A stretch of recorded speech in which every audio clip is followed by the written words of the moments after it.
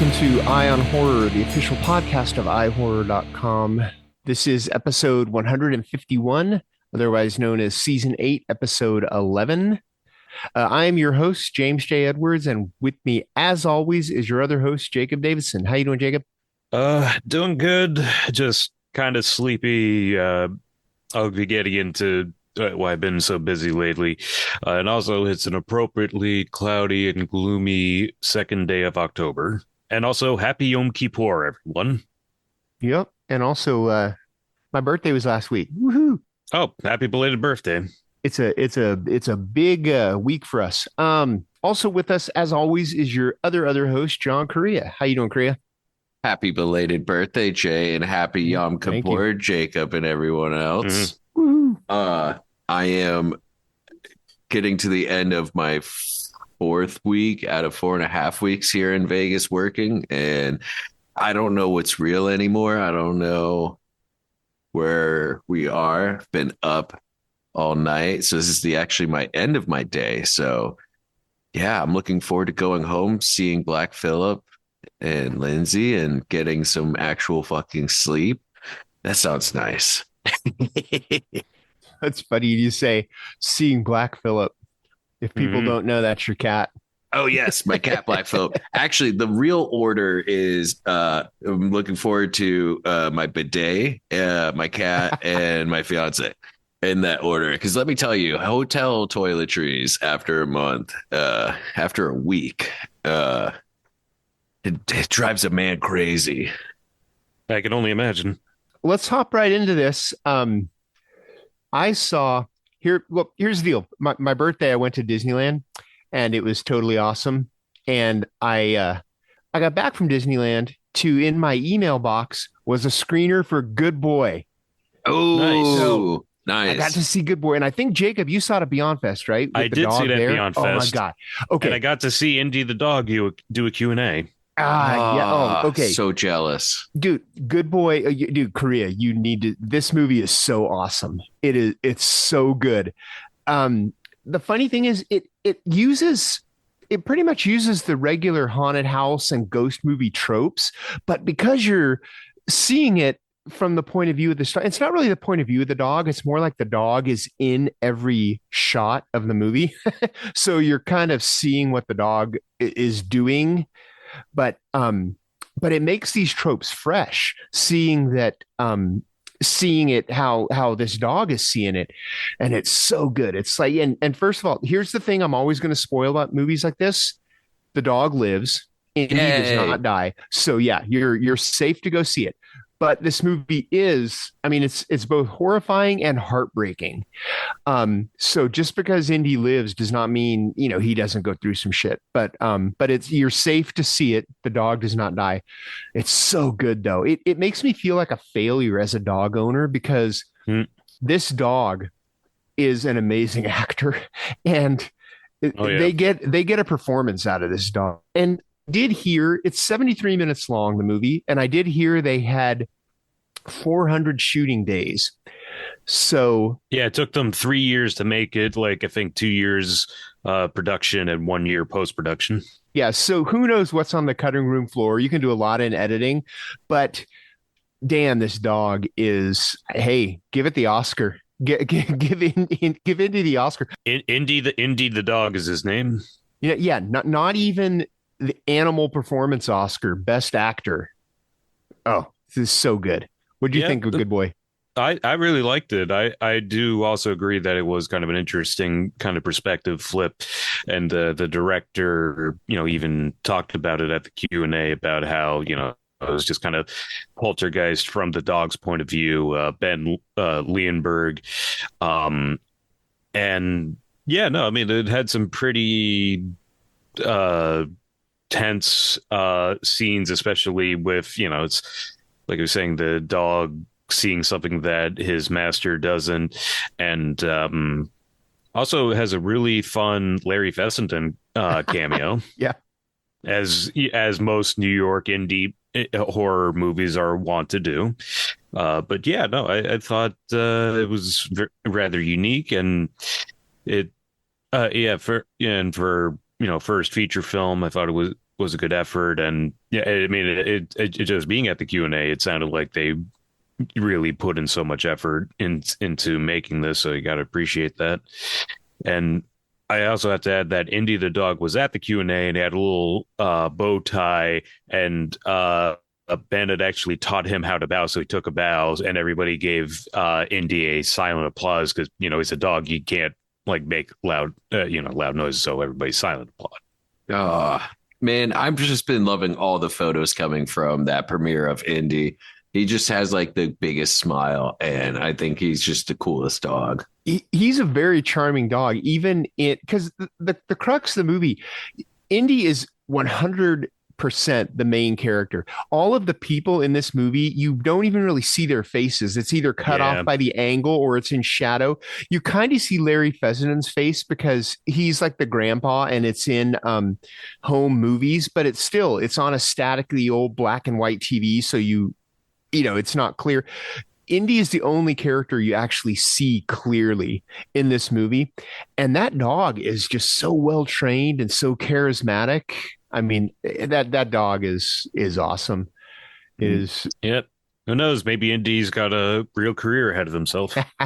Hope so. The best thing about Good Boy is it is a gimmick, but it's one that works. But the best thing about it is that it's 73 minutes long, like I said. If they tried to stretch it any longer than that, I think the gimmick would have gotten a little stale. So it knows when to get out, which is awesome. And honestly, I've watched the screener twice just because it is 73 minutes and it's so good. I'm like, oh, you know what? I have enough time for Good Boy again. Might as well. It is. Oh, it's so good. This one's going to end up in my top 10. I'm calling it right now. It's going to end up somewhere in my top 10. That's awesome. I have so I've been in the casino, so I haven't been able living in a casino, I should say. And so I haven't watched a whole lot, but one of the new films I have seen is One Battle After Another. Oh, yeah. Ooh, yes. Did you guys catch that one yet? Yeah, I saw it in 70 millimeter IMAX at the giant ass Universal AMC theater. Oh, man, I just saw it in the Cinemark XD theater, which was nicer than the normal one, but it was still great. I mean, man, I look P.T. Anderson. He hasn't fired a blank yet. Like they've all been fired, and this one especially. He's fired nothing but blanks since Boogie Nights. What? No, I am 100% serious. I am not really a fan of PT. See, and I thought I've gone over this with you guys. I don't really like PTA's movies except for Boogie Nights. But really? But I absolutely love Boogie Nights. It's my favorite movie of all time. And I keep seeing his movies, hoping he makes another Boogie Nights. And Licorice Pizza for me kind of came close. One Battle After Another didn't. I was not really a fan of it. At all. The only things that I liked about it, I love the score. The Johnny Greenwood score was awesome. Oh yeah. And it was very un-Johnny Greenwood. It was like it was just sparse piano and it was real dissonant. So I know a lot of people who didn't like the score, they were thinking they think it sounds like someone just putting their hands on piano. And I can see that because it is real dissonant, but I thought it worked for the movie really well. And that car chase, which if you know, there's a car chase towards the end of the movie that was insanely shot, but the rest of the movie just didn't do it for me. But PTA doesn't do it for me since Boogie Nights. So I was not a fan. I thought I'd been over that with you guys about you just never come up. My complex relationship with PTA. Well, we know you love Boogie Nights. I mean, you mentioned Boogie Nights almost as much as I mentioned Star Trek. I do. I love Boogie Nights, but I don't really like any of PTA's other movies. I mean, like I said, Licorice Pizza I did like, but I didn't love. It's like a distant second to Boogie Nights.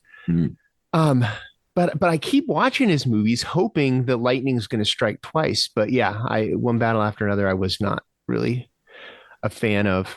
Well, I loved it. I thought it was really smart because the film tackles a lot of like heavy things going on between the revolutionaries and the many different levels of complexity that come with that, especially with the character of the mother, the character's name is escaping me, which she has the coolest name. Something Beverly Hills. Yeah. Yeah, like Priscilla. They, these revolutionaries all have like fake names. Like there's Yeah. what is it? Is it Jungle Pussy? Is that what one of them's Yeah, called? Jungle Pussy. She's like total black exploitation. And Love then her. it's something like Tiana Beverly Hills or something like that. Yeah. And Leonardo DiCaprio, they call him Rocket Man. And Yeah. Alana Haim is in it again, and she's Mae West. You know, it's kind of like a Cecil B. Demented kind of thing, Love it. where and it seemed I even had issues with the politics they were trying to put in there because it seemed like they shied away from stuff. I think he could have taken a bigger stand on some of the political stuff, especially for how timely it was.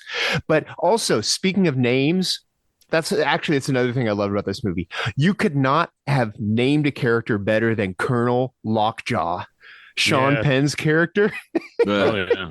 it was, Colonel Lockjaw.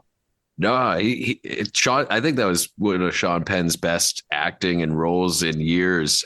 He was phenomenal in it, and just everyone was so good.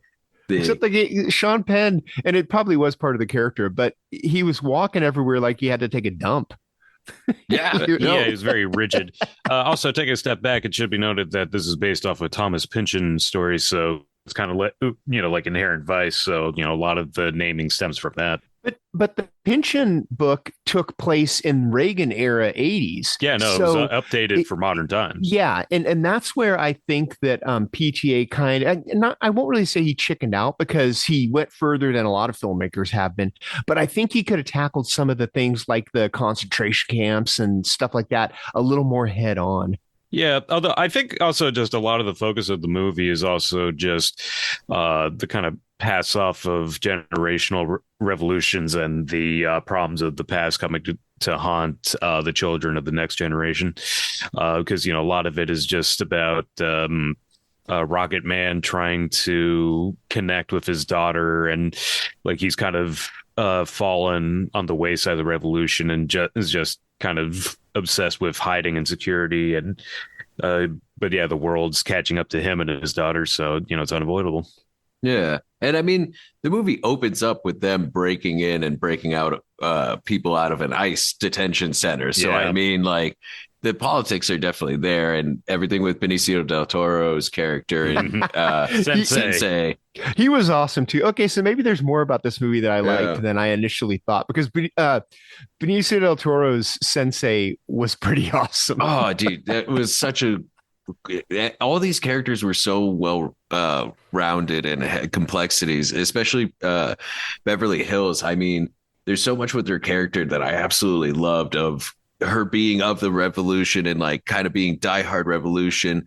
But it's only when the times are kind of working in her. I don't want to say when the times are good, but are working in her favor, because she turns when she is caught and everything, which complexes things. But it just it was crazy because there's a lot of politics that are in the film, but it wasn't being super preachy, which is it's crazy when there's people shouting "Viva la Revolution" every 10 minutes.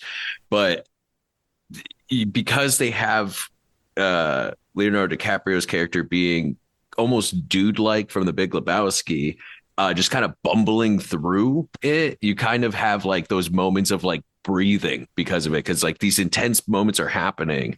And I know a lot of people are talking about the car chase scene, but the riot scene in that town was very haunting and crazy, and the rooftop chase was very tense because you see him falling behind and he's gonna fuck up, and then he falls like 3 stories through a tree, and it just turned into the funniest moment. And I was not expecting it to be as funny as it was, that movie. But I didn't find it funny. That's the thing. People are billing it as a comedy. I wouldn't say comedy, but I would say it has comedic moments. I mean, yeah, there are. I mean, most of it is Benicio del Toro because he's not really a funny character, but his portrayal is funny. But yeah, I think the funniest thing for me about it was how DiCaprio's character, he's kind of like a burnout because basically these revolutionaries they get put under a microscope because one of their people goes state's evidence, so they have to scatter, Mhm. and they have all these code words and passwords to prove who they are, and DiCaprio has has smoked so much weed that his brain is fried, so by the time he needs to remember these passwords he can't. Yeah. Mhm. And he's getting pissed at the people he's saying them to, who are like, because he's a legend within this organization. So Yeah. he's like, no, you don't understand who I am, but I don't remember the damn password. And they're like, oh, if you cannot answer the pass question, I cannot assist you further. Yeah. So yeah, I guess talking about it here, there's probably more to it than I liked than I initially thought. But yeah, as it just didn't really do it for me. Understandable. Yeah. And on the other side of things, it's been taking up uh, most of my time, is Beyond Fest started in late September, and it's a big one this year. In fact, it's the biggest Beyond Fest ever. Like it's 2.5 weeks this year. Yeah. Oh, dude. Crazy lineup you guys got going there. Yeah. And I've mostly been working it, but I've managed to see more than a few films. And when I went to see Good Boy, I saw Primate, that new Johannes Roberts movie. Oh man, it was a lot of fun. And if you're afraid of chimps, this is the movie for you because it's basically about uh like a summer get together with a bunch of teenagers, and their family works in sign language and they have a pet chimp, and the chimp got rabies. So it's Cujo, but Cujo's a chimp. Nice. Wow. How does it compare to other killer chimp movies like Shadow of the Kilimanjaro? Never saw that one, but I'm thinking like Monkey Shines, or that one segment of Terra Firma where that little monkey tries to kill Bryan Cranston. And yeah, I mean, it's solid. Like they, of course, it's not a real chimp. Like they use like a combination of, I think, costume and practical effects with a little bit of CGI. And yeah, no, it's a scary fucking chimp once he goes full rabid. It's just like, I don't want to spoil anything, but if you know what a chimp can do to a person, then you know how bad a rabid chimp can fuck somebody up. Ah, they're strong. If you've seen the opening scene of Nope. Yeah. Yeah. Oh, yeah, that too. Also, it's funny it's fun because it's got kind of the 47 meters down angle, or just kind of entrapment thing, because the chimp has rabies, and they say this in the movie. I'm not sure how truthful it is, but they're saying that chimps can't swim, but also just when you've got rabies, you've got hydrophobia, so that because the chimp's got rabies, he won't go near the water. So all these teens are in the pool, and they have to stay in the pool, try to figure out a way to get around it, because like the chimp can't get them while they're in the pool, but at the same time they're stuck there. So it does make for an interesting situation. And yeah, I think it comes out in January, but yeah, I recommend it. I had a fun time with it. Like it was very, very rowdy screening, and yeah, I like the 47 meters down movies. So I think this is kind of a fun companion piece on top of that. That's And crazy. yeah, but no, we got a lot of good stuff. I saw Big Trouble in Little China in 70 millimeter with John Carpenter and Dean Cundey. So that was a good time, and it was beautiful print that they found in England. Yeah, and let's see what else. Oh yeah, I got to see Night Patrol, the new Ryan Prowse movie. Uh, which all you need to know is the tagline of the movie is "Defang the police." Nice. That's very my vibe. I'm Yeah, I'm in. I'm in. You sold me. You sold me. what's worse than cops? Vampire cops. I can see that. I can see that. I mean, both are bloodsuckers. Um, Yeah. Yeah. Yeah, and also the alternate tag, and yeah, actually, I'm wearing my promo Night Patrol shirt right now. And also on the back it says ACAV. love it. Yeah. And definitely another big highlight for me was that same night they were playing VHS Halloween. Oh, how is that? Oh, it was so much fun. I mean, I'm a big fan of the VHS movies, and it's because it's some of my favorite things. I like found footage, I like anthologies, and sticking with a theme. Because like last time with VHS Beyond, it was all sci-fi. This, it's all Halloween themed, and yeah, it's a fun time. Like they really run with the concept, and also a lot of kids get killed in this one.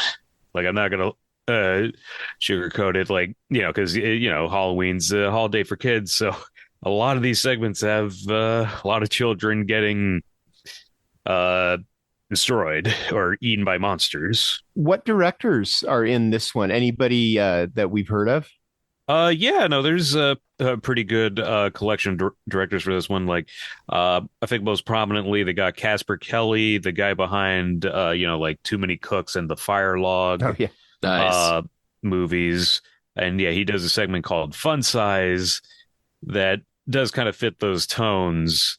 Is like these adult trick-or-treaters go to a house with like weird unheard of candies, and they it's one of those take only one candy only buckets, and of course they take more than one, and this horrible candy man named Fun Size like takes them to this candy factory, and I don't want to get too much into it, but yeah, it's like a really demented kind of Charlie and the Chocolate Factory situation. And yeah, let's see. Yeah, I got Brian M. Ferguson, Michelin Pitt Norman, R.H. Norman, Alex Ross Perry, Paco Plaza, Anna Zlakovic, which is the complete set of directors. But yeah, no, I liked each of their segments in their own ways, and though I'd have to say a particular highlight for me would be R.H. Norman and Michelin Pitt Norman's segment, which is the final one is called Home Haunt. And again, I don't want to go too deep into it, but it is basically about this guy in Burbank, because if you're around LA or California, that in Burbank there's a lot of home haunts there because a lot of people from FX live up there, and they do something that makes the haunt a little too real, and shit gets crazy. I'm gonna set Korea off right now. Isn't Casper Kelly the guy who did the Scooby Doo project too? Yeah. Yes, that Yeah. is the same. Oh yeah. No, I was explaining my tattoo to someone in the casino the other night. Yeah. No, love it. Nice. No, I'm excited. I fell off or fell behind with the VHS series, so I think that might need to be a part of my Halloween plans this year is to catch up and watch this new one because I'm love it. not sure if I've seen them all. I tried to keep up. What was the last one? Was it 84? No, it was VHS Beyond. Okay, beyond. Yeah, I'm not sure if I'm behind or not on them because I tried to keep up with them because I do like them, but I feel like I, they've been coming out so steadily that I may be behind as well Mm. because I do like them, but I may have missed one or two. But yeah, no, it drops on Shutter tomorrow if you want to catch that Oh, one. awesome! Awesome. Are all the rest of them on Shutter too? Is there Not can you all find of all? them Okay. because I don't know. It's like a weird thing where like the year VHS is like 94, 99, 85 Beyond, and Halloween will be on Shutter. But the original three, I'm not really sure exactly on their statuses, but I think they might all be on Tubi. Like I checked VHS and VHS Viral on Tubi. I'm not sure about two, but yeah, they're probably around. Yeah. I Yeah. think I may even own digitally the first three. It's the later ones that I'll need to catch up on that I'll need to I'll need to watch the first, basically the wraparound to see if I've seen them to Yeah. catch up. But Yeah. yeah, I think that the first few I think predate Shutter, so Yeah. they weren't Shutter exclusives. But I think that ever since Shutter, they've been Shutter. Yeah, pretty much. Yeah, I mean, I'm sure. Yeah, there was a whole rights shifting or something Yeah. after Viral, but yeah, no, I really do like what they've been doing with the franchise the last several years. And at the Q&A, the producer Josh Goldblum did allude to a theme that they were kicking around was VHS Florida. So brace yourself for that if that goes down next year. They need to actually film that in Florida, though. You can't On fuck around. location. Yeah, you can't get that vibe anywhere else. Yeah. Would be wild. And I do have a few more Beyond Fest watches I'd like to bring up. Sure. Okay. Yeah. And let's see. I also got to see Brian Fuller's new and first movie, Dust Bunny, and Oh, it was delightful. delightful. Yeah. It's basically about this little girl whose family is eaten by a monster under her bed, and she thinks her neighbor is a monster hunter, but he's actually a professional assassin and hitman, and it's Mads Mikkelsen. And she tries to pay him to kill the monster under her bed, and it's just very charming. Like a friend of mine put it best, it's like if John Wick was directed by Jean-Paul Jeunet, it's got a very quirky, very Euro style, uh, and it's it's pretty out there. Just kind of this kind of mashup of genres, but very whimsical. And yeah, Mads Mikkelsen is very heartwarming in this. But yeah, no, I had a lot of fun with it, and I would definitely recommend it. It's a good time, and I've been a big fan of Brian Fuller's television work, but I really hope this kickstarts a whole feature film career for him, because this is just his first film. Like, I would love to see more. It's pretty wild, just conceptually, but yeah, really good hook and great cast. Sounds awesome. Yeah. No, I love Hannibal, so definitely gonna have to check that one out. Yep. And let's see.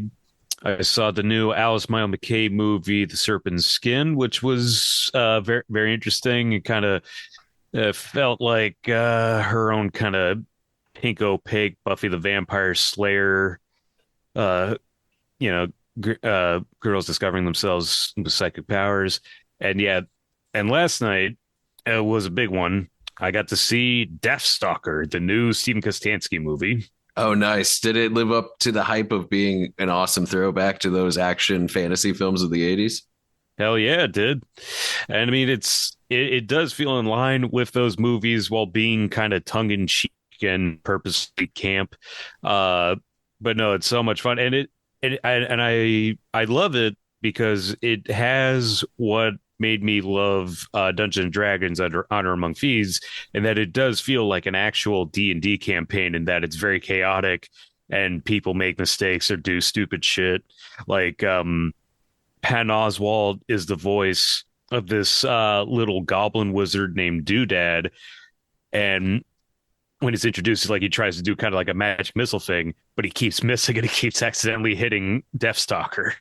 I love that. Yeah, no, it's really funny, and there's so much practical effects and matte paintings and backdrops and stuff. And like there was a scene where it's like little practical effects, little demon frog thing jumps out of the water, and everybody applauded because it was so cool. Like that's the kind of movie that it was, and people are into.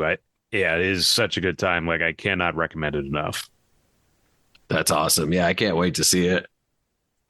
I Yeah, love those movies. oh yeah, no, I saw the original Deathstalker and Deathstalker 2 when Joe Bob Briggs screened them on the last drive-in, and yeah, they're fun. They're Roger Corman sword and sandals movies, and funny enough, they actually used some footage from I think the first Deathstalker movie for a flashback scene that they do, and kind of going over the lore of the world. And as an aside, it is funny. I actually saw the third Deathstalker movie, Deathstalker and the Warriors of Hell, when I was a kid on Mystery Science Theater 3000. Nice. As it goes. But yeah, Steve. But yeah, Deathstalker is going to be in theaters soon. So yeah, if you can see it theatrically, I would definitely recommend seeing with a crowd because it like at the Beyond Fest screening last night, people were cheering and laughing really hard and applauding after these big ass fights. It's just a good time. Hell yeah. Also in theaters soon. Actually, by the time this posts, it'll be in theaters. I saw The Smashing Machine, Oh, nice. which is it's the new A24 joint. It's Benny Safdie directs it, and the reason it's not really horror, but the reason it's applicable to this podcast is Dwayne the Rock Johnson. As a movie, it's pretty average, because it's not that interesting of a story. It's about Mark Kerr, who is one of the original UFC fighters from back when it was, illegal in 49 states and there were no rules. And basically, you could see a boxer fight a jujitsu guy, or mixed martial arts wasn't really mixed. It was like you had your strikers, then you had your submission guys, and you would have like a ninja fight a karate guy, kind of a thing. And Mark Kerr was one of the pioneers of that old sport, and it's pretty much just a typical story of him. He gets his ass kicked for a living, and he gets addicted to painkillers. It's that basically that kind of a thing. So I see. it's not super interesting of a story. You've seen it all before. But I think what we're witnessing here is The Rock moving from movie star to actor. I know we had that big discussion with how Dwayne Johnson is a movie star, and he can carry a movie just being himself. Well, now he actually becomes Mark Kerr, and he's got some acting chops. And it's not just the facial prosthetics and the wig that they have him in either. He's got some depth. And also him and Emily Blunt. We saw a little bit of it with Jungle Cruise, but they have some chemistry. They work really well together. But yeah, that's the big draw with The Smashing Machine is come see The Rock act. Well, I would argue that The Rock has already displayed his serious acting abilities. And Jay, you and I talked about this a little bit before recording, and you thought I was alluding to Rampage, which, let's be honest, George was the star of that show. But really, The Rock's best acting and showing range was Southland Tales. Yes. I mean, come on. The third act finger thumbling was a choice. Good or bad, I don't know. I leave it up to you. That's how I feel with that movie, with everything. And it is funny because Southland Tales was the inflection point for The Rock's career because he really loved the movie. He really loved Richard Kelly. And unfortunately, the movie didn't do good at the box office. And that's kind of what put him on the path to doing more blockbuster features. So had Southland Tales been a success, he probably would have done more stuff like that. Yeah. Well, and maybe like The Smashing Machine, because it's an A24. It's like technically an indie. And there aren't really any big names in it besides him and Emily Blunt. Like the third main character is a character named Mark Coleman, who is Mark Kerr's best friend. He's another fighter, and he's played by a real UFC fighter who doesn't have any other acting. And I forget the guy's name, but he's actually pretty good at it too. But he's probably playing a version of himself, which, I mean, he's believable probably because he's playing a version of himself. But yeah, the Smashing Machine is, as a movie, it's nothing you haven't seen before except watching The Rock do his thing. And it's funny because at one point he's getting ready for a big fight and he shaves his head. And all of a sudden, the audience is like, "There's The Rock." He doesn't have that hair piece anymore. It's kind of funny, but yeah, I mean, it's worth seeing, especially if you have those free tickets from AAA 24. Couldn't use mine.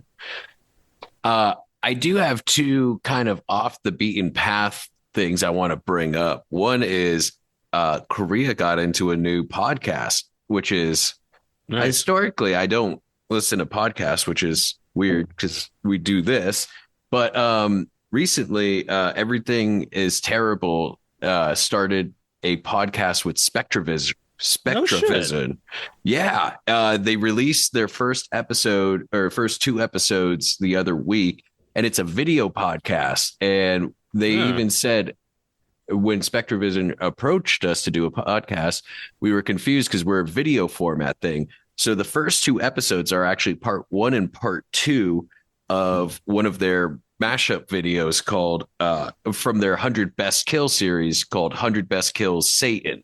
So it's a super edit of all these insane scenes of people either dying by Satan or Satan is being involved, and it is ADHD and satanic as fuck. So Nice. I highly recommend seeking it out because I don't think it's been played since they showed it at Fantastic Fest a few years back. And so I highly recommend that. Where can I find it? Spotify. It's on Spotify. Yeah, it's on Spotify. So if you look up Everything is Terrible podcast, it should pop up. Oh, okay. Yeah, it's a fun little time to put on in the back. The other thing is, I don't even remember. I think it was probably Instagram reel. Let's be honest. I was doom scrolling, and someone brought up like fake documentaries, and I got intrigued by one by Animal Planet called "Mermaids: The Body Found." Do you guys Uh-huh. remember this one? Oh yeah, I remember that one. So it was 2011, and Animal Planet put out this fake documentary about these scientists who find parts of a body of a mermaid. And it turns out that the government has this huge conspiracy covering up the existence of mermaids. And especially watching it in 2025, it's the funniest fucking thing because people bought it as real because Animal Planet wasn't doing fake documentaries. They had since like done another one about dragons being real, and then for Shark Week one time it was about they did one about sharks, and by that point people were like, Megalodon, I think. yeah, which Megalodon makes an appearance in this too. Oh And shit. it's really funny because it's so clearly actors pretending to be scientists being interviewed and stuff, and then they have actors doing the reenactment and stuff, and it's really silly.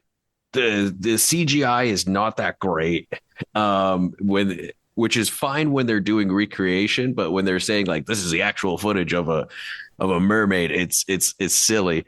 But throughout it, they do this kind of like walking with dinosaurs CGI scenes showing like the evolution of mermaids based on the aquatic ape theory that, you know, when ancient ape, our ancestors, started becoming man, they went land, but some went into the sea and became mermaids. And let me tell you, whoever wrote those scenes went hard and they didn't need to. Like they show like 400 million years ago, this happened, 300 million years ago, 20 million years. And there's one scene where they show a mermaid encounter a bunch of whales, but then a megalodon starts hunting the whales. And so this mermaid, who's a scout for the group, goes to warn the rest of the group that there's a megalodon nearby. And when he catches up to the group, you see the megalodon start to swim below him. And it's going for that other group of mermaids. So that mermaid stabs himself in the side to bleed and then What? swim up close to the surface. And there's like a moment where he's gazing out to them, and one of the mermaids turns around and they like lock eyes, and it's really sad. And you just see the megalodon come up and chomp the mermaid that stabbed himself to sacrifice himself to save the others. And it was just like, why did you have to go so fucking hard? It's like that dinosaur documentary I told you guys about a while ago where they gave a dinosaur a brain tumor. It was just like, you didn't have to do that. You didn't have to, like, you're creating this thing. Why did you have to make this so fucking sad? And then they did a follow-up like a year later, which was even more ridiculous and more silly and more horrible CGI. But yeah, it's a fascinating and weird artifact of a very specific time. And I highly recommend it. But also got to warn you, if you purchase it on Vudu, for some reason, about an hour in, the special just restarts randomly. I thought I was having a brain aneurysm because I was like, wait a minute, didn't this footage already show? And yeah, it played out the whole thing again, which was weird. Yeah, I have to check those out. Also, I wanted to weigh in because I saw him not too long ago after our Ooh, discussion last episode, and I decided I liked it. I thought it was pretty fun. And yeah, no, I'm with John though that the production design and aesthetic was really interesting. But yeah, no, I kind of dug the sort of dark side of an American institution like football and a lot of the stylistic choices. Also, Marlon Wayans gave a hell of a performance. Like I thought he was great. And I mean, yeah, no, it felt a little flawed or like caught up. I don't know. Something felt weird with the pacing. Like I think it was edited in post or something like that. But overall, I thought it was pretty interesting. yeah. I had a lot of fun with it. I feel like if I see it again, my opinions may either strengthen or weaken, but I had a lot of fun at that screening. Yeah, I just wanted more of the killer weird mascots. Like they should have used that more. They should have had a gritty, evil gritty. I wish that they had explained that a little more too. And I know that I when you both had seen it, I kind of I mentioned, and I don't want to spoil anything, so I'm not going to mention it here, but I mentioned something that a question that I had about it, which kind of had to do with the evil mascots.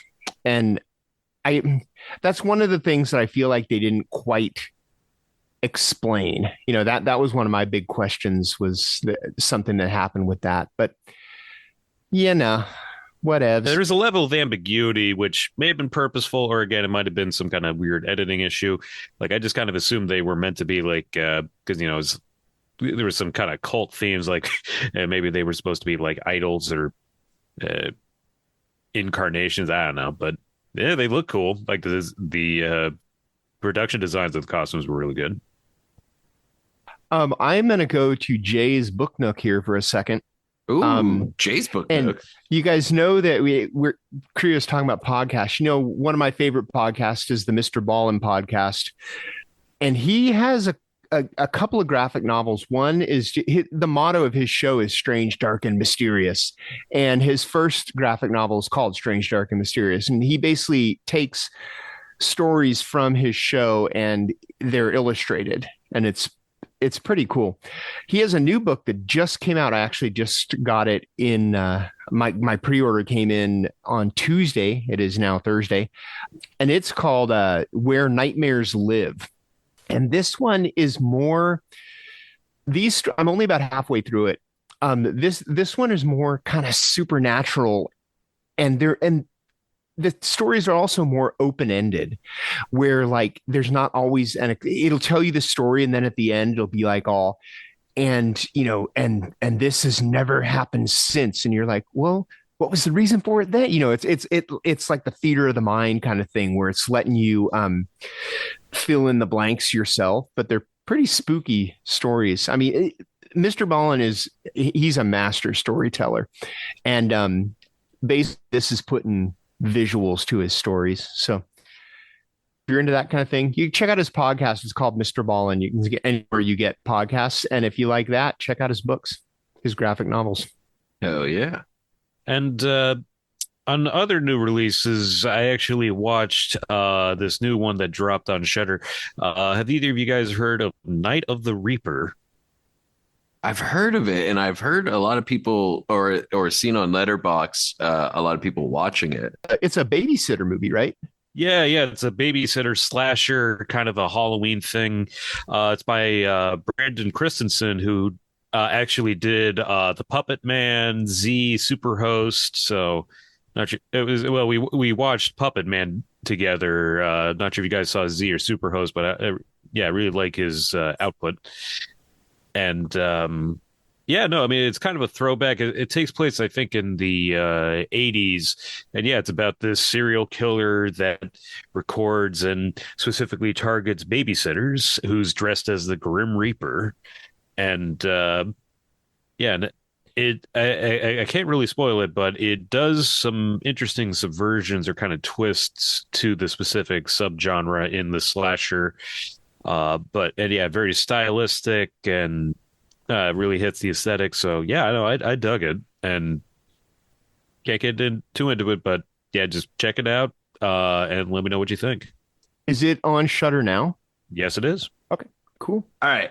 I just remembered I there's a second it's not a it's kind of a podcast, but it's an audio drama series called Star Trek Con. Yes, we're back, baby. Korea's talking about Star Trek. But it's all about what happens from the episode of Star Trek, the original series, Spacey, where you first meet Khan and ultimately Kirk and co abandoned them on Ceti Alpha 5 and Khan's return in Star Trek 2, Wrath of Khan. And so you get to see what happened because when they were left on that planet, it was a thriving planet, but then a neighboring planet exploded and turned it into a desert wasteland where people died. And it's been really interesting to listen to. It's really well done. The voice work is incredible. They got George Takei to come back because there's some flashback. It starts off with like a scientist looking into the history. So there's a bit of a flash forward. And also Tuvok is back as well, but it's him as an ensign. And it's really interesting. But I think the best part about it is the voice cast themselves. The voice of Khan is Naveen Andrews from Lost.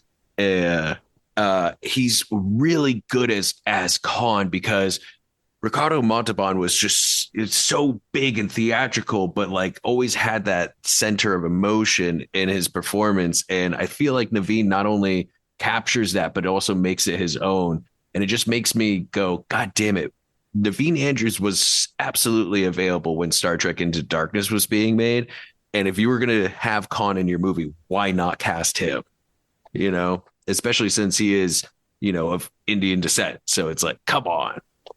Way more convincing than Benedict Cumberbatch. But yeah, I highly recommend it. I think there's like 4 episodes out. They're like a half hour each or so. Great stuff. I mean, that was the lamest thing ever in Into Darkness because the whole time he went by a different name. And then they have this big reveal and it's Benedict Cumberbatch going, I am Khan. And like, come on, dude. You look at Benedict Cumberbatch and you're going to tell me the character he's playing, his name is Khan Noonan Singh. Come on. The issue with not really an issue, but remember when there was a big mystery as to whether or not he was playing Khan until you see the movie and you realize he is. But they tried to keep it under wraps, which I guess, him being as pasty white as he is probably helped them keep that under wraps. That's one of the many problems with that movie. All right, let's wrap this up with just a real quick. What are you guys doing for Halloween? Any cool plans? Oh, I already got my Halloween planned out. I got a ticket to see John Carpenter perform live at the Belasco on Halloween night. Nice. Nice. Yeah, I've seen him tour a couple times. I think it was twice. I don't remember the exact years at the Palladium in Los Angeles. And I did see him on Halloween, I think back in 2019. But it's been quite some time since he toured, like at least, because he hasn't toured since COVID in 2020. So I'm really glad that he's out and about again. And, what better time to see John Carpenter perform than on Halloween? Man, that's awesome. I don't have Halloween day plans, but starting to get, because I'm still traveling, but I'm starting to get them together because it's a month-long celebration at least, True. But I do have an order at Revenge of the comic book store because I want to hand out Halloween comics to kids this year. Oh, nice. Nice. So I was able to like procure like 20 copies of like these Halloween special things for a good price to hand out to the kiddos. But again, kids don't visit our house, our apartment. So I gotta maybe do the thing I did last year, which was hand out candy from a fanny pack while in a neighborhood, which wasn't creepy at all. Which part's creepy? The part where you're handing out candy or the part that comes from a fanny pack? It's a massive fanny pack, though. I could fit my whole head in it. A little bit of both. I think it was, walking up to kids going, hey, you want some candy? And then reaching into the massive, massive fanny pack might have You know, it was now this year it's going to be pulling comic books out of that massive fanny pack, I guess. So less creepy. My Halloween, I mentioned that I went to Disneyland last week, and they already have the Halloween stuff set up. The big Mickey pumpkin and the haunted house, the haunted mansion is all Nightmare Before Christmas style. Which, I unpopular opinion, I like the haunted mansion original, not Nightmare Before Christmas. But Preach. yeah, to each his own. My biggest thing for Halloween, we usually sit in the driveway so that the dogs don't go absolutely ape shit when people come up and ring the doorbell. And I have this big window, the front of the house that looks in on my TV. My biggest issue is going to be deciding what movie I want to play on the TV for the kids to look at. I've done the Hotel Transylvania series, and I did the Beetlejuice movies last year. I have to think of something kid friendly, but also that the adults are going to appreciate too. Might I suggest the German Chainsaw Massacre? And I'll follow it up with a Serbian film. What? Yeah. Yeah. No. No. You got to stay with the theme. You got to show Necromantic and Necromantic 2, obviously. I actually did joke with my wife about that. The first year, I'm all the Hotel Transylvania wasn't playing, so I just put on "I Spit on Your Grave." Jesus. But I mean, was all kidding. these titles. I was kidding because Hotel Transylvania did, and it's funny the number of people who would walk by there. Oh, Hotel Transylvania! The people who recognize it. It's actually kind of fun. But cool. Well, yeah, that's Halloween. So let's get out of here this one and go back to bed since it's early. So what are you doing on Halloween? Let us know, and I think we'll probably have another episode before then because it's early in October. So we'll if you have anything good, maybe we'll talk about it. So our theme song is by Restless Spirit, so go check them out, and our artwork is by Chris Fisher, so go check him out.